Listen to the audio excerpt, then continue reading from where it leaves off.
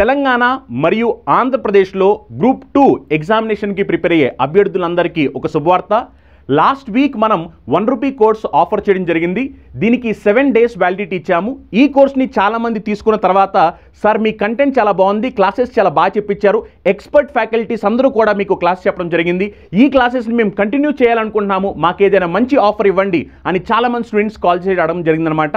అందుకనే మనం ఇప్పుడు కంప్లీట్ కోర్స్ తెలంగాణ వాళ్ళకి అలానే ఏపీ వాళ్ళకి గ్రూప్ 2 మెయిన్స్ కోర్స్ కేవలం మనం ₹899కే ఆఫర్ చేయబోతున్నాము. మీకు దీంట్లో ఇంగ్లీష్ మీడియం క్లాసులు సపరేట్గా ఉంటాయి, తెలుగు మీడియం క్లాసులు సపరేట్గా ఉంటాయి. ₹899కి కంప్లీట్గా మీకు క్లాసెస్ అన్నీ కూడా అవైలబిలిటీలో వస్తాయి. మీరు ఒకవేళ సీరియస్గా గ్రూప్ 2 ఎగ్జామినేషన్ క్రాక్ చేయాలనుకుంటున్నట్లయితే కనుక అది ఆంధ్రప్రదేశ్ అయినా తెలంగాణ అయినా సరే వెంటనే చందన్ లాయర్స్ యాప్ డౌన్లోడ్ చేసుకుని మీరు కోర్సులో జాయిన్ అవ్వండి. మీకు కావాల్సిన బెస్ట్ కంటెంట్ మీకు మేము ప్రొవైడ్ చేయడం జరుగుతుంది. ఒకవేళ మీకు ఏమైనా సందేహాలు ఉంటే కనుక కింద స్క్రోల్ అవుతున్న నెంబర్స్కి కాల్ చేయండి. కాలాలు అనేవి ఏ విధంగా ఉన్నాయనేది చూస్తే ఇక్కడ ఈ కాలాలని మీరు 2 రకాలుగా తీసుకోవచ్చమ్మా. మన పురాణాల ప్రకారంగానే మీరు చూసినట్లయితే ఈ పురాణాల ప్రకారం భారతదేశంలో ఒక సంవత్సరానికి 6 ఋతువులు అనే మనకు ఉండేవి అనేది చెప్పడం జరుగుతుంది. అవి కూడా ఈ మధ్యకాలంలో మనకు అడుగుతున్నాడు. యాజ్ పర్ పురాణాస్ ప్రకారంగానే మనం చూసినట్లయితే ఓ సంవత్సరాన్ని ఎన్ని కాలాలుగా మనం గుర్తించడం జరుగుతుంది అంటే 6 కాలాలు లేదా 6 ఋతువులు అనే పేరు మీరు చెప్పొచ్చు. మరి ఈ 6 ఋతువులు ఏంటి అనేది మీరు గమనిస్తే, ఒకటి వసంత ఋతువు, రెండవది గ్రీష్మ ఋతువు, మూడవది వర్ష ఋతువు, నాలుగవది శరత్ ఋతువు, ఐదవది హేమంత ఋతువు, ఆరవది శిశిర ఋతువు అంటాడు. ఎవరైనా ఇంగ్లీష్లో ఉంటే ఒకసారి చూసుకోండి. స్ప్రింగ్ సీజన్ అంటాం మనం, సమ్మర్ అంటాం, రైనీ ఆర్ మాన్సూన్ అనొచ్చు దాన్ని, మరి ఆటమ్నల్ అంటారు, అండ్ హేమంత ఋతువుని ప్రీ వింటర్ అంటాం, అండ్ శిశిర ఋతువుని వింటర్ అని పిలవడం జరుగుతూ ఉంటుంది. సో ఇక్కడ మీరు గమనిస్తే ఒక్కొక్క ఋతువు అనేది మనకి 2 నెలలు కలిగి ఉంటుందమ్మా. ఈ వసంత ఋతువు అనేది మీరు పరిశీలిస్తే మార్చితో మనకి స్టార్ట్ అవుతుంది. సో మార్చ్ 21 నుంచి కూడా మే 20 వరకు కూడా వసంత ఋతువు అనేది ఉంటుందని చెప్పాలి. సో అట్లా 2 నెలల వరకు ఉంటుంది. మీరు అక్కడి నుంచి కంటిన్యూ చేయొచ్చు. మే 21 నుంచి జూలై 20 వరకు కూడా గ్రీష్మ ఋతువు ఉంటుందని చెప్పాలి. జూలై 21 నుంచి సెప్టెంబర్ 20 వరకు కూడా వర్ష ఋతువు అనేది మనకు ఉంటుంది. అండ్ సెప్టెంబర్ 21 నుంచి నవంబర్ 20 వరకు కూడా శరత్ ఋతువు అనేది ఉంటుంది. నవంబర్ 21 నుంచి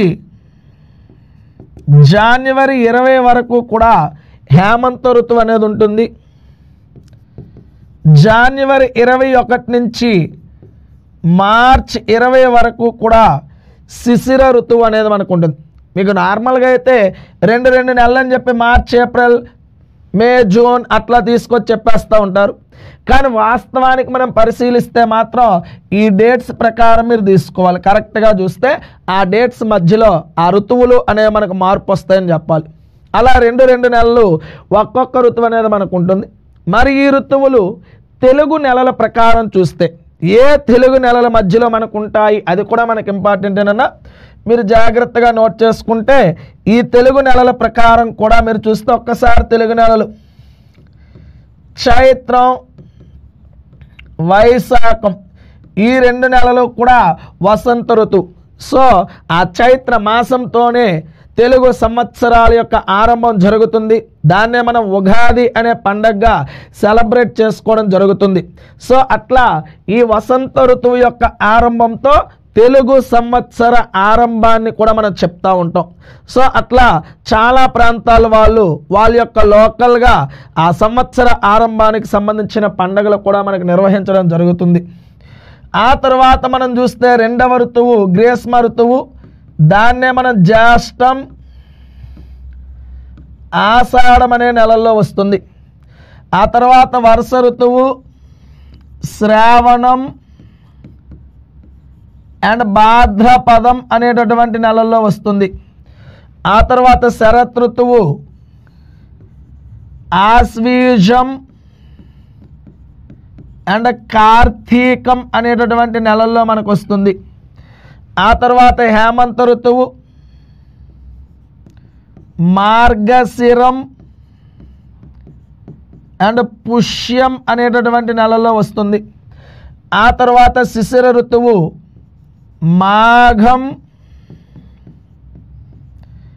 అండ్ పాల్గుణం అనేటటువంటి నెలల్లో మనకు వస్తుందన్న జాగ్రత్తగా మీరు గుర్తుపెట్టుకోవాలి. ఇవి పురాణాల ప్రకారం భారతదేశంలో కాలాలని ఏ విధంగా మనకి వర్గీకరించారు అంటే 6 రకాల కాలాలు లేదా 6 రకాల ఋతువులుగా మనకి వర్గీకరించారని చెప్పాలి. మరి ఏ ఋతువు అనేది ఏ ఆంగ్ల నెలల్లో వస్తుంది, ఏ తెలుగు నెలల్లో వస్తుంది అనేది మనకు చాలా క్లియర్గా ఇక్కడ రాయడం జరిగింది.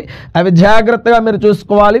ఎందుకంటే ఈ మధ్యకాలంలో తెలుగు అకాడమీ పుస్తకాలను కూడా మనకు బేస్ చేసుకొని ఎక్కువగా కాంపిటేటివ్ ఎగ్జామినేషన్స్లో క్వశ్చన్స్ అడగడం జరుగుతుంది. మరి ఈ అంశాలన్నీ కూడా 10th క్లాస్ అకాడమీ బుక్స్లో మీరు జాగ్రత్తగా చూస్తే ఈవెన్ తెలంగాణ యాస్పిరెంట్స్ అయినా ఆంధ్రప్రదేశ్ యాస్పిరెంట్స్ అయినా అక్కడ ఉన్నటువంటి 10th క్లాస్ సోషల్ టెక్స్ట్ బుక్లో క్లైమేట్ అనేటటువంటి చాప్టర్లో భారతదేశంలో కాలాలు ఎట్లా మనకు విభజించారు, రామాయణ మహాభారతాల ప్రకారం లేదా పురాణాల ప్రకారం ఎట్లా వర్గీకరించారని చెప్పి ఒక చార్ట్ ఇవ్వడం జరిగింది.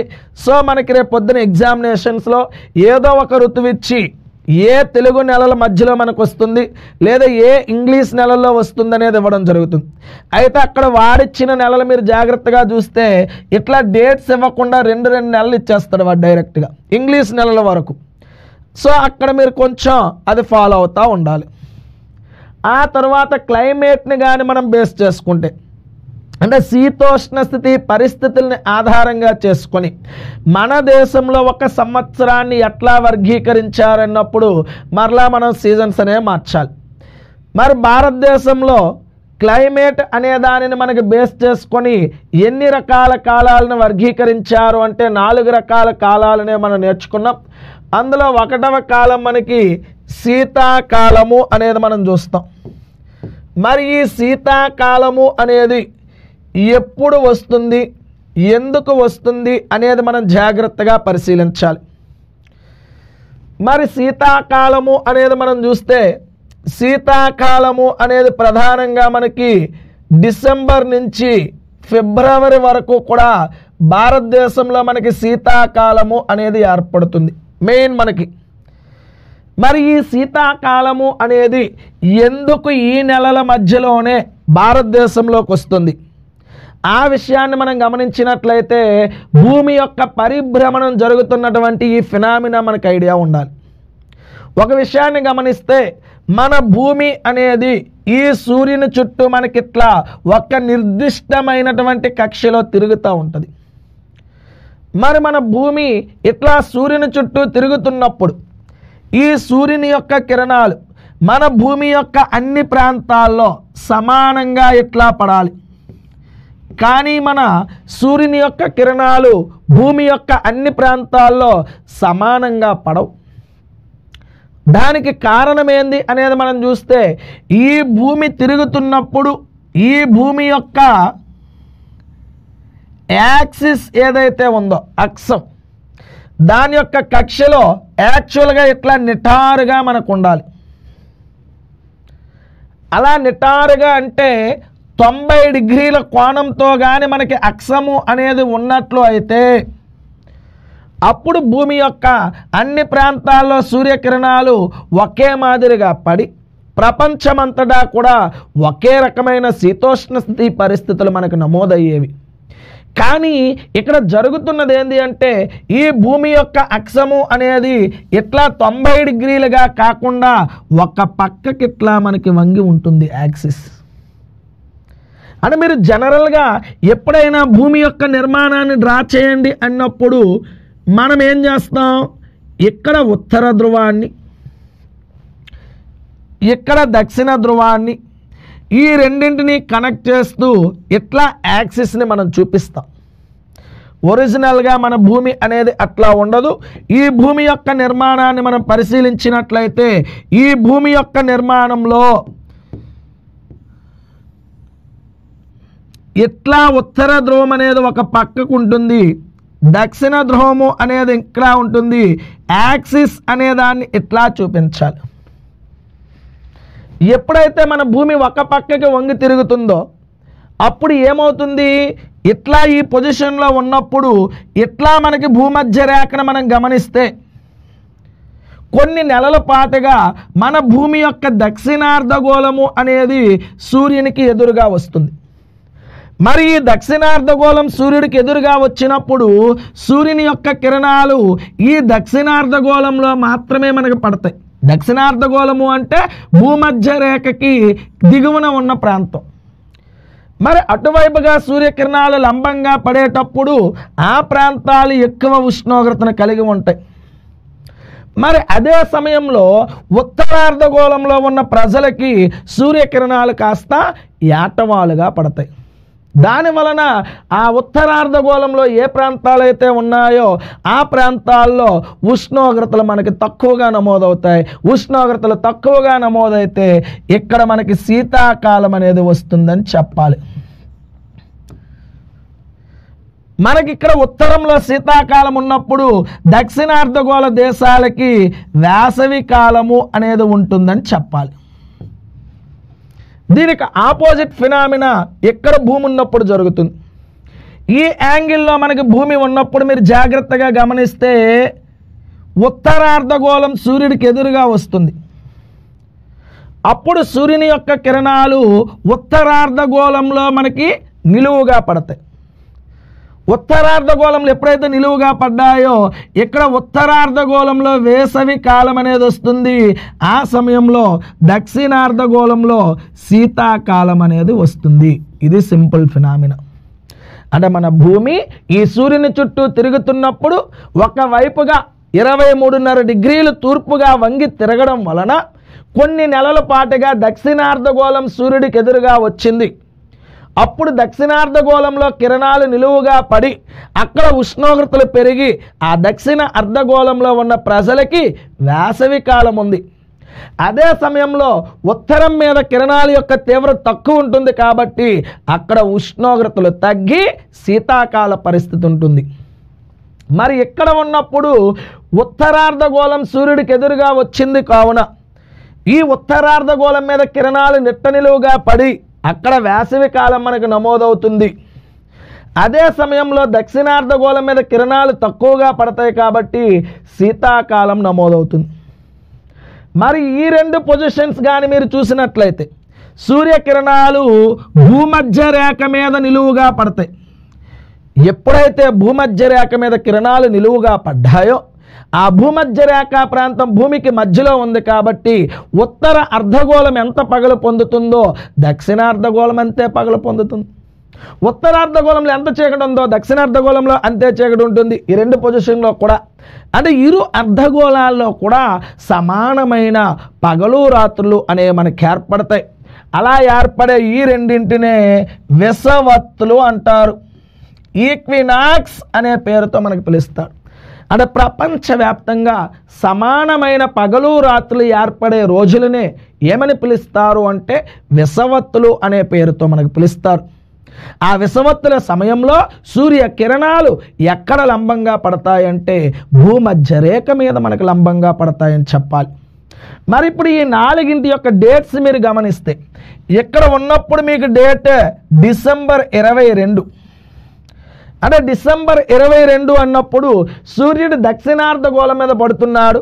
దక్షిణార్ధగోళంలో ఉన్న రేఖ మకర రేఖ, ట్రాపిక్ ఆఫ్ క్యాప్రికాన్. అంటే మకర రేఖ మీద సూర్యుని యొక్క కిరణము లంబంగా పడే తేదీ ఎప్పుడు అంటే డిసెంబర్ 22. మరి ఆ సమయంలో ఈ దక్షిణార్ధగోళంలో ఉన్న దేశాలకి వేసవి కాలం ఉంటుంది. దక్షిణార్ధగోళ దేశాలు అంటే ఈరోజు మనం చూస్తున్న ఆస్ట్రేలియా కానీ, న్యూజిలాండ్ కానీ, సౌత్ ఆఫ్రికా కానీ, పక్కన Madagascar, Mozambique, Namibia, Botswana, Argentina, Lesotho ఇట్లాంటి దేశాలు, ఆ దేశాలన్నింటికి కూడా డిసెంబర్ అనే సమయంలో వేసవి కాలం వస్తుంది. అందుకే మీకు ఒక జీకే ప్రశ్న అడుగుతాడు, వేసవి కాలంలో ఏ దేశంలో క్రిస్మస్ జరుపుకుంటారు అంటాడు. మీరు జీకే పుస్తకంలో ఒక్క ఆస్ట్రేలియా పేరును మాత్రమే చదువుతారు. అక్కడ ఆస్ట్రేలియానే కాకుండా పక్కన ఉన్న న్యూజిలాండ్ కానీ, సౌత్ ఆఫ్రికా కానీ, మొజాంబిక్ కానీ, మెడగాస్కర్ కానీ, అంటే దక్షిణార్ధగోళంలో ప్రధానంగా మకర రేఖ ఏదైతే ఉందో ఆ ప్రాంతంలో ఉన్నటువంటి దేశాలన్నింటికీ కూడా క్రిస్మస్ అనే పండగ వచ్చినప్పుడు వాళ్ళ యొక్క కాలం వేసవి కాలం అవుతుంది అనేది గుర్తుపెట్టుకోవాలి. అయితే మన ప్రాంతాలు ఉత్తర అర్ధగోళంలో మనకు ఉన్నాయి. అది మనం మొదటి చాప్టర్లోనే నేర్చుకున్నాం. మనం ఉత్తర అర్ధగోళంలో ఉన్నాం కాబట్టి ఈ డిసెంబర్ సమయంలో మన మీద సూర్యకిరణాలు తక్కువ తీవ్రతతో పడతాయి. అందుకు మనకి ఏ కాలం వస్తుంది అంటే శీతాకాలం వస్తుందని చెప్పాలి. అంటే సింపుల్గా భారతదేశం ఉత్తర అర్ధగోళం వైపు ఉంది కాబట్టి డిసెంబర్లో సూర్యుడు దక్షిణార్ధగోళం మీద పడుతున్నాడు కాబట్టి మన మీద తక్కువ తీవ్రత ఉంటుంది. దాని వలన ఉత్తర అర్ధగోళంలో ఉన్న దేశాలన్నింటికీ కూడా శీతాకాలం వస్తుంది. భారతదేశం కూడా ఉత్తరం వైపు ఉంది కాబట్టి ఆ సమయంలో శీతాకాలం వస్తుందని గుర్తుపెట్టుకోవాలి. అంటే సింపుల్గా భారతదేశంలో శీతాకాలానికి కారణం సూర్యుడు దక్షిణార్ధగోళం మీద ప్రకాశించడం అని చెప్పేసుకోవచ్చు. మరి ఇటువైపు మనం చూస్తే ఇక్కడ ఉత్తరార్ధగోళం ఎదురుగా ఉన్నప్పుడు డేటు జూన్ 21 అనేది మనకు గుర్తుండాలి.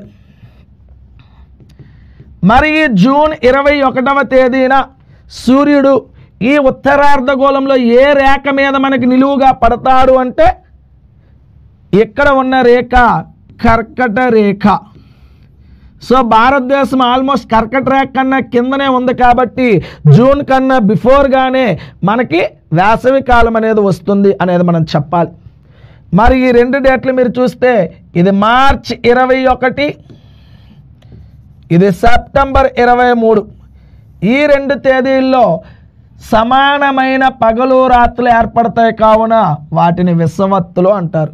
అంటే ఈ డయాగ్రామ్ని బేస్ చేసుకొని మీకు ఎగ్జామ్ పాయింట్ ఆఫ్ వ్యూలో ఏ బిట్స్ వస్తాయో జాగ్రత్తగా చూసుకుంటే సూర్యకిరణము మకర రేఖ మీద లంబంగా పడే రోజు డిసెంబర్ 22. లేదా వేసవిలో క్రిస్మస్ జరుపుకునే దేశాలు అంటే దక్షిణ అర్ధగోళంలో విస్తరించిన దేశాలు.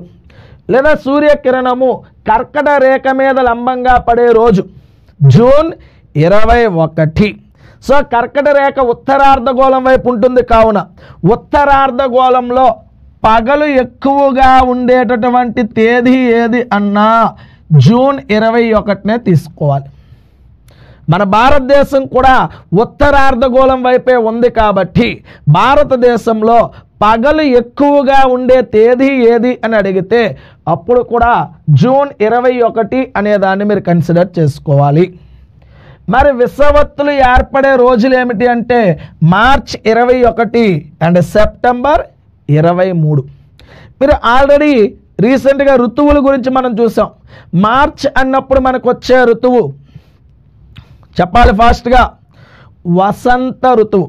అంటే వసంత కాలంలో వచ్చే విషవత్ తేదీ అంటే మార్చ్ 21, స్ప్రింగ్ సీజనల్ ఈక్వినాక్స్ అంటాడు. మరి సెప్టెంబర్ 23 ఈజీగా ఫాస్ట్గా చెప్పేయాలి, ఆల్రెడీ రివైండ్ చేసుకోవాలి.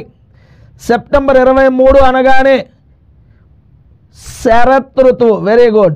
ఈ శరత్ ఋతువులో వచ్చేటటువంటి విషవత్ తేదీ అంటే ఇక్కడ సెప్టెంబర్ 23వ తేదీన శరత్ కాలంలో ఏర్పడే విషవత్తుగా చెప్పాలి. ఓకేనా? ఇది ఈ డయాగ్రామ్ని బేస్ చేసుకొని. మరి ఇప్పుడు భారతదేశంలో శీతాకాల పరిస్థితి ఎట్లా ఉంటుందో మనం చూద్దాం. డిసెంబర్ నుంచి ఫిబ్రవరి వరకు మనకి శీతాకాలం ఉంది. దానికి ప్రధాన కారణం సూర్యుడు దక్షిణార్ధగోళంలో ప్రకాశించడం అని చెప్పాలి. అంటే భారతదేశంలో శీతాకాలం ఏర్పడుతుంది అంటే దానికి ప్రధాన కారణం సూర్యుడు దక్షిణార్ధగోళం మీద ప్రకాశించడం. మనం ఉత్తరార్ధగోళం వైపు ఉన్నాం కాబట్టి మన మీద తక్కువ సాంద్రతతో సూర్యకిరణాలు పడతాయి. తక్కువ సాంద్రతతో కిరణాలు పడ్డాయి కావున మనకి శీతాకాలం వచ్చిందని చెప్పాలి. మరి ఈ శీతాకాలంలో మీరు పరిశీలిస్తే భారతదేశంలో ఇలా దక్షిణం నుంచి ఉత్తరానికి వెళ్ళే కొలది సూర్యుడు దక్షిణార్ధగోళం మీద పడుతున్నాడు కావున ఉత్తరం వైపుగా వెళ్ళే కొలది ఉష్ణోగ్రతలు ఏమవుతాయంటే తగ్గుతాయి అనేది మీరు చెప్పాలి. చాలా సింపుల్ అన్న. లేదా దానికి ఇంకో కారణాన్ని కూడా మీరు అప్లై చేయొచ్చు. ఇక్కడ దక్షిణార్ధగోళం అంతా కూడా సముద్ర తీరాన్ని కలిగి ఉంది.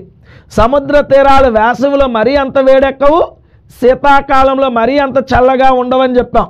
అంటే ఈ ప్రాంతాలతో పోలిస్తే ఉత్తర భాగాలు శీతాకాలంలో బాగా చల్లబడతాయి. అందుకు మన దేశం యొక్క దక్షిణ ప్రాంతాల నుంచి ఉత్తరం వైపుగా ప్రయాణించే కొలది ఉష్ణోగ్రతలు అనేవి తక్కువగా ఉంటాయి. ఏ కాలంలో? శీతాకాలంలో. అంటే క్వశ్చన్ అడుగుతాడమ్మా, శీతాకాలంలో దక్షిణ భారతదేశంలో ఎక్కువ చలిగా ఉంటుందా, ఉత్తర భారతదేశంలో ఎక్కువ చలిగా ఉంటుందా? సింపుల్గా చెప్పొచ్చు, ఉత్తరానికి వెళ్తే ఉష్ణోగ్రతలు తగ్గుతూ వస్తున్నాయి కాబట్టి ఉత్తర ప్రాంతాల్లో చలి తీవ్రత అనేది మనకి ఎక్కువగా ఉంటుంది. దక్షిణ ప్రాంతాలు సముద్ర తీరాన్ని కలిగి ఉన్నాయి కాబట్టి అవి మరీ అంత ఎక్కువ చలిని నమోదు చేయవు, అవి కాస్త ఉష్ణోగ్రతలను ఎక్కువగానే కలిగి ఉంటాయి. మరి దేశం అంతటా చూస్తే బాగా చలిగా ఉండే నెల ఏది అంటే జనవరి అనేటటువంటి నెలలో, అది కూడా మోస్ట్లీ మొదటి వారంలో జాన్యువరి ఫస్ట్ వీక్లోనే ఎక్కువ చలి అనేది భారతదేశంలో నమోదవుతుంది. అంటే భారతదేశంలో అతి శీతలముగా ఉండే నెల ఏది అంటే జాన్యువరి అనే దాన్ని మీరు కన్సిడర్ చేసుకోవాలి. సౌత్ ఇండియా అయితే మీరు డిసెంబర్ను కన్సిడర్ చేయొచ్చు. ఓవరాల్ ఇండియాని మీరు పరిశీలిస్తే బాగా చలిగా ఉండేది లేదా తక్కువ ఉష్ణోగ్రత నమోదైనటువంటి నెల ఏది అంటే జాన్యువరి అని చెప్పాలి. మరి దేశంలోనే అతి తక్కువ ఉష్ణోగ్రత నమోదుగాంచిన ప్రాంతం అంటే భారతదేశంలోనే అతి శీతల ప్రాంతముగా ఏ ప్రాంతం నన్ను అడిగితే ప్రజెంట్ మనకి ద్రాస్ సెక్టార్ అనేది చెప్పాలి. మనకి లడక్ రీజియన్కి దగ్గరగా ఉంటుంది. ఈ ద్రాస్ అనే సెక్టార్లో ఆల్మోస్ట్ -40 డిగ్రీల సెంటీగ్రేడ్ ఉష్ణోగ్రతలు ఉన్నట్లుగా గుర్తించడం జరిగింది. అంటే భారతదేశంలో తక్కువ ఉష్ణోగ్రతలు నమోదైన నెల ఏది అంటే జాన్యువరి. భారతదేశంలో అతి తక్కువ ఉష్ణోగ్రత నమోదైన ప్రాంతం ఏది అంటే ద్రాస్ సెక్టార్ అనే ప్రాంతాన్ని మనం చెప్పాలి. ఇది శీతాకాలంలో ఉండే పరిస్థితి. అయితే మరి ఈ శీతాకాలంలో వాతావరణం అంతా కాస్త నిర్మలంగా కనిపిస్తూ ఉంటుంది. అయితే ఈ శీతాకాలాన్ని మనం పరిశీలించినట్లయితే ఈ భారతదేశం యొక్క దక్షిణ భాగంలో మీరు చూస్తే అంటే ఉప ఆయన రేఖ కన్నా క్రింది భాగంలో చూస్తే ఇక్కడ పవనాలు కాస్త ఇలా తూర్పు నుంచి పడమర వైపుగా ప్రయాణించడం జరుగుతుంది. వాటిని మీరు వ్యాపార పవనాలు అనొచ్చు. ఆ పవనాలు కరెక్ట్గా చూస్తే ఈశాన్యం నుంచి నైరుతి దిక్కు వైపు కదులుతాయి. దాన్నే మీరు తూర్పు నుంచి పడమరగా అని చెప్పొచ్చు. అయితే ఈ పవనాలు ఇట్లా వస్తున్నప్పుడు ఇవి భారతదేశంలోకి ఎంటర్ అయ్యే ముందు ఇక్కడ బంగాళాఖాతాన్ని టచ్ చేస్తూ వస్తాయి. ఎప్పుడైతే బంగాళాఖాతాన్ని ఇట్లా టచ్ చేస్తూ వస్తాయో ఈ వ్యాపార పవనాలు ఈ బంగాళాఖాతం మీద తేమను తీసుకుని వస్తాయి. ఆ తేమని కాస్త ఇక్కడ ఉన్నటువంటి ఈ ఆగ్నేయ తీర ప్రాంతము అంటారమ్మ. సో ఆగ్నేయ తీరము అంటే ప్రధానంగా అక్కడ తమిళనాడు రాష్ట్రము అనేది మనకు కనిపిస్తుంది. మరి తమిళనాడు రాష్ట్రము అంటే కోరమండల్ తీరం అని చెప్పాలి. సో ఆ కోరమండల్ తీరంలో శీతాకాలంలో వర్షాలు అనేవి మనకి సంభవిస్తాయని చెప్పాలి. అంటే శీతాకాలంలో దక్షిణ భారతదేశంలో వర్షాన్ని పొందుతున్నటువంటి తీరం ఏది అంటే కోరమండల్ తీరం అని చెప్పాలి. వర్షాన్ని పొందుతున్న రాష్ట్రం ఏది అంటే తమిళనాడు రాష్ట్రం అనేది తీసుకోవాలి. లేదా ఏ భాగం వర్షాన్ని పొందుతుంది అంటే ఆగ్నేయ భాగం అని చెప్పాలి. లేదా శీతాకాలంలో పవనాలు ఎట్నుంచి మనకు వస్తాయి అంటే తూర్పు నుంచి పడమరగా వస్తాయి, లేదా ఈశాన్యం నుంచి నైరుతి దిక్కులో కదులుతాయి. అవి ఏ సముద్రం మీద తేమను తీసుకువెళ్తాయంటే బంగాళాఖాతం మీద ఏదైతే నీటి ఆవిరి ఉందో ఆ నీటి ఆవిరిని మోసుకుంటూ భారత తీర ప్రాంతాల దగ్గర వర్షంగా మనకు మారుస్తాయని చెప్పాలి. అది శీతాకాలంలో మనకి వర్షం దక్షిణ భారతదేశంలో ఎట్లా వస్తుంది అంటే. మరి ఉత్తర భారతదేశం యొక్క పరిస్థితి చూస్తే ఈ శీతాకాలంలో ఉత్తర భారతదేశంలో వర్షానికి కారణం మధ్యధరా ప్రాంతంలో ఏర్పడినటువంటి పరిస్థితులు. మనకిది మధ్యధర అటువంటి ప్రాంతం. మధ్యధర అనేటటువంటి ఈ ప్రాంతం ఇక్కడ ఆఫ్రికా అనేటటువంటి ఈ ఖండానికి, ఈ పైన యూరప్ అనేటటువంటి ఖండానికి మధ్యలో మనకు కనిపిస్తూ ఉంటుంది. ఈ మధ్యధరా ప్రాంతంలో ఏర్పడినటువంటి పరిస్థితుల వలన ఇక్కడ నుంచి పశ్చిమ పవనాలు అనేవి మనకి భారతదేశం వైపుగా కదులుతూ ఉంటాయి.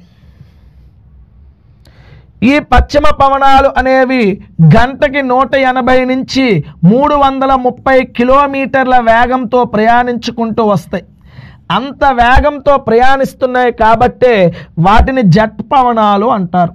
సో మధ్యధరా ప్రాంతము నుంచి భారతదేశం వైపుగా వాస్తవానికి పశ్చిమ పవనాలే అనాలి, అవి ఎక్కువ వేగంతో ప్రయాణిస్తున్నాయి కాబట్టి జెట్ పవనాలు అని పిలుస్తాడు. అలా పశ్చిమ జెట్ పవనాలు అనేవి ఏ ప్రాంతము నుంచి శీతాకాలంలో భారతదేశానికి వస్తున్నాయంటే మధ్యధరా ప్రాంతం నుంచి వస్తున్నాయని చెప్పాలి. మరి మధ్యధరా ప్రాంతం ఎక్కడ ఉంది అంటే ఆఫ్రికాకు అండ్ యూరప్కు మధ్య భాగంలో ఈ మధ్యధరా ప్రాంతం అనేది మనకు ఉంటుంది. అక్కడి నుంచి మొదలైనటువంటి ఈ పశ్చిమ పవనాలు గంటకి 180 నుంచి 330 కిలోమీటర్ల వేగంతో ప్రయాణిస్తూ కాస్పియన్ సముద్రాన్ని టచ్ చేస్తూ ఇరాన్, ఇరాక్, ఆఫ్ఘనిస్తాన్ దేశాల మీదుగా, చూసుకోండి ఏ దేశాలు అన్నప్పుడు ఇరాన్, ఇరాక్, ఆఫ్ఘనిస్తాన్ దేశాల మీదుగా పాకిస్తాన్ నుంచి కూడా ఈ ఉత్తర భారతదేశంలోనికి ఎంటర్ అవుతాయి. ప్రధానంగా వాయువ్య భాగము లేదా ఉత్తర భారతదేశంలోకి ఎంటర్ అవుతాయి. మరి ఈ వచ్చిన ఈ పశ్చిమ పవనాలే ఈ ఉత్తర భారతదేశంలో పొగమంచుకు కూడా మనకు కారణమవుతాయి. ఈ రోజున శీతాకాలం వచ్చింది అంటే ఉత్తర భారతదేశంలో ప్రధానమైనటువంటి సమస్య పొగమంచు. ఆ పొగమంచుకు మనకు కారణమవుతాయి. ఆ పొగమంచు ఏర్పడడానికి కారణమవుతున్నాయి కాబట్టి ఇక్కడ పడే ఈ వర్షాలని లేదా ఆ పొగమంచుని పశ్చిమ విక్షోభాలు ఆర్ పశ్చిమ కల్లోలాలు అంటారు. అంటే శీతాకాలంలో పశ్చిమ జెట్ పవనాలు అనేవి ఏవైతే ఉత్తర భారతదేశంలో వర్షాన్ని ఇస్తున్నాయో లేదా వాయుగుండాలని ఏర్పరుస్తున్నాయో ఆ వాయుగుండాలని ఏమని పిలుస్తారు అంటే పశ్చిమ విక్షోభాలు లేదా పశ్చిమ కల్లోలాలు, వెస్ట్రన్ డిస్టర్బెన్సెస్ అంటాం. ఇవే పశ్చిమ పవనాలు పొగమంచుకు కూడా మనకు కారణమవుతాయి. దాన్నే మనం మహావత్ అని కూడా పిలుస్తూ ఉంటామని చెప్పాలి. అంటే మనకి శీతాకాలం వచ్చినప్పుడు ఉష్ణోగ్రతల పరంగా చూస్తే దక్షిణంతో పోలిస్తే ఉత్తరానికి వెళ్ళే కొలది ఉష్ణోగ్రతలు తగ్గుతూ వచ్చాయి. చలిగా ఉండే నెల ఏది అంటే జాన్యువరి. శీతల ప్రాంతం ఏది అంటే ద్రాస్ సెక్టార్, అది ఇండియా మొత్తంలోనే అతి శీతల ప్రాంతంగా గుర్తించారు. మరి వర్షపాతం యొక్క ప్రభావం ఎట్లా ఉంటుంది అంటే ఈ వర్షము అనేది దక్షిణ భాగంలో వ్యాపార పవనాలు ఈశాన్యం నుంచి నైరుతి లేదా తూర్పు నుంచి పడమరగా ప్రయాణిస్తున్నప్పుడు బంగాళాఖాతాన్ని దాటి ఆ బంగాళాఖాతం మీద తేమను ఆగ్నేయ తీర ప్రాంతం లేదా తమిళనాడులో ఉన్న కోరమండల్ ప్రాంతాన్ని వర్షాన్ని ఇచ్చాయి. అది దక్షిణ భారతదేశంలో వర్షం. మరి ఉత్తర లేదా వాయువ్య భాగంలో వర్షం ఎట్లా వచ్చింది అంటే అది మధ్యధరా పరిస్థితుల వల్ల వచ్చిందని. ఆ మధ్యధరా ప్రాంతం నుంచి కూడా పశ్చిమ పవనాలు లేదా పశ్చిమ జట్ పవనాలు గంటకి 150 నుంచి 330 కిలోమీటర్ల వేగంతో ప్రయాణించుకుంటూ ఉత్తర భారతదేశంలోకి వస్తున్నాయి. అవి వస్తున్నప్పుడు ఏ దేశాలను దాటుతూ వస్తున్నాయంటే ఇరాన్, ఇరాక్, ఆఫ్ఘనిస్తాన్, పాకిస్తాన్ ఆ దేశాల నుంచి ఉత్తర భారతదేశంలోకి వచ్చాయి. వాటి వలన పడే ఆ వాయుగుండాలు లేదా తుఫానులనే పశ్చిమ విక్షోభాలు లేదా పశ్చిమ కల్లోలాలు అంటారు. అయితే మనకి వెరీ వెరీ ఇంపార్టెంట్, ఈ పశ్చిమ కల్లోలాలు ఏ పంటకి అనువైనవి అంటే రబీ కాల పంటలకని చెప్పాలి. ఎందుకంటే మనకి పంట కాలాల్లో శీతాకాలంలో పండించే పంట కాలాన్ని రబీ కాలము అంటాం మనం. మరి రబీ కాలంలో పండే ప్రధానమైన పంట ఏది అంటే గోధుమ పంట అనేది మీరు చెప్పాలి. అలా ఉత్తర భారతదేశంలో పండించే ఈ గోధుమ పంటకు అత్యంత అనువైన వర్షాన్ని మనం ఏమని పిలుస్తాము అంటే పశ్చిమ విక్షోభాలు లేదా పశ్చిమ కల్లోలాలు. దాన్నే మనకి వెస్ట్రన్ డిస్టర్బెన్సెస్ అంటారు. మరి ఈ పశ్చిమ విక్షోభము లేదా పశ్చిమ కల్లోలం దేని వలన మనకి సంభవిస్తుంది అంటాడు. అది మనం దేని వలన చెప్పాలి? పశ్చిమ జట్పవనాలని చెప్పాలి. పశ్చిమ జట్పవనం ఏ ప్రాంతం నుంచి భారతదేశంలోకి వస్తుంది అంటాడు. మధ్యధరా సముద్రం అనేది తీసుకోవాలి. పశ్చిమ పవనాలు ఏ ఏ దేశాల మీదుగా భారతదేశంలోకి వస్తాయి అంటాడు. మధ్యధరా నుంచి ఇరాన్, ఇరాక్, ఆఫ్ఘనిస్తాన్, పాకిస్తాన్ మీదుగా వస్తాయని చెప్పాలి. మరి ఈ పశ్చిమ పవనాలు వలన ఉత్తర భారతదేశంలో ఏర్పడే మరి ఒక సమస్య ఏమిటి అంటే పొగమంచు సమస్య అనేది మనకు వస్తుంది. అలా ఏర్పడే ఆ పొగమంచునే మహావత్ అని కూడా మనం పిలుస్తామని చెప్పాలి. ఇది భారతదేశంలో శీతాకాలం వచ్చినప్పుడు ఎటువంటి పరిస్థితులు మనకు నమోదవుతాయంటే ఇట్లా ఉష్ణోగ్రతల్లో మార్పు ఎట్లా వస్తుంది. తెలంగాణ మరియు ఆంధ్రప్రదేశ్లో గ్రూప్ 2 ఎగ్జామినేషన్కి ప్రిపేర్ అయ్యే అభ్యర్థులందరికీ ఒక శుభవార్త. లాస్ట్ వీక్ మనం 1 రూపీ కోర్స్ ఆఫర్ చేయడం జరిగింది. దీనికి 7 డేస్ వ్యాలిడిటీ ఇచ్చాము. ఈ కోర్స్ని చాలామంది తీసుకున్న తర్వాత సార్ మీ కంటెంట్ చాలా బాగుంది, క్లాసెస్ చాలా బాగా చెప్పించారు, ఎక్స్పర్ట్ ఫ్యాకల్టీస్ అందరూ కూడా మీకు క్లాస్ చెప్పడం జరిగింది, ఈ క్లాసెస్ని మేము కంటిన్యూ చేయాలనుకుంటున్నాము, మాకు ఏదైనా మంచి ఆఫర్ ఇవ్వండి అని చాలామంది స్టూడెంట్స్ కాల్ చేయడం జరిగిందనమాట.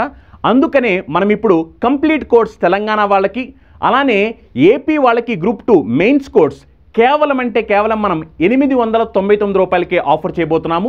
మీకు దీంట్లో ఇంగ్లీష్ మీడియం క్లాసులు సపరేట్గా ఉంటాయి, తెలుగు మీడియం క్లాసులు సపరేట్గా ఉంటాయి.